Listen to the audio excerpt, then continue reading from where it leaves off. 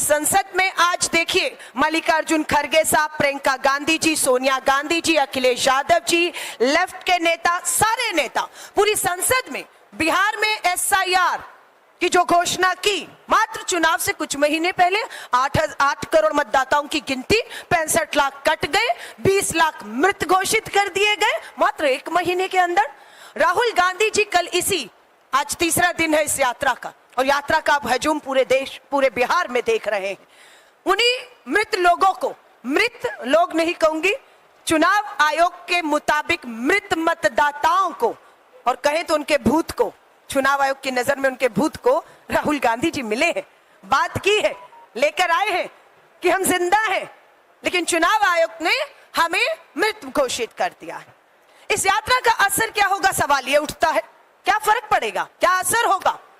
असर तो यात्रा 17 तारीख को हुई। पहला असर यह हुआ कि चुनाव आयुक्त को भाजपा ने अपना प्रवक्ता बनाकर इस यात्रा की पूरी तरह से उसे विफल करने के लिए प्रेस कॉन्फ्रेंस करने को कहा। हमारी जीत है कि मुंह खोलना पड़ा चुनाव आयोग को, अलग बात है खुद ही गिर गया। दूसरी जीत क्या है? दूसरी जीत हमारी यह है कि 65 लाख मतदाताओं के नाम ये जारी नहीं कर रहे थे। इस यात्रा की घोषणा के बाद, सुप्रीम कोर्ट के फटकार और दबाव के बाद चुनाव आयोग को 65 लाख मतदाताओं की जिनके वोट कटे उसकी जानकारी को सार्वजनिक करना पड़ रहा है। ये हमारी दूसरी जीत है। तीसरी जीत भी हमारी होगी, ये सीसीटीवी फुटेज हम नष्ट नहीं होने देंगे।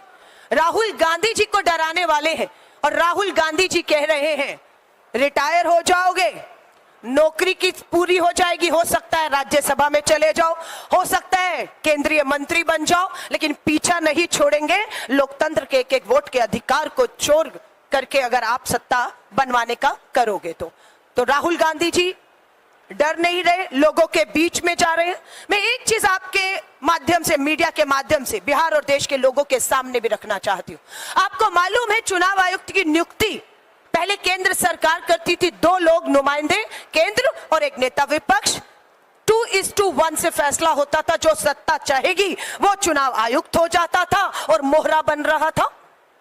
उसके बाद सुप्रीम कोर्ट का आदेश आया कि अब सुप्रीम कोर्ट का मुख्य न्यायाधीश देश के प्रधानमंत्री और नेता विपक्ष मुख्य चुनाव आयुक्त की नियुक्ति करेंगे। डर गई केंद्र की भाजपा, चोरी के वोट से बनी सरकार, क्या किया? फैसला पलट दिया, मुख्य न्यायाधीश को चयन प्रक्रिया से बाहर कर दिया। यहां इनकी चोरी एक बार फिर से पकड़ी गई। हम आज भी मांग करते हैं कि मुख्य न्यायाधीश, प्रधानमंत्री, नेता विपक्ष जब तक मिलकर मुख्य चुनाव आयुक्त की नियुक्ति नहीं करेंगे, इस चुनाव आयुक्त ये इसी तरह वोट की चोरियां करवाता रहेगा।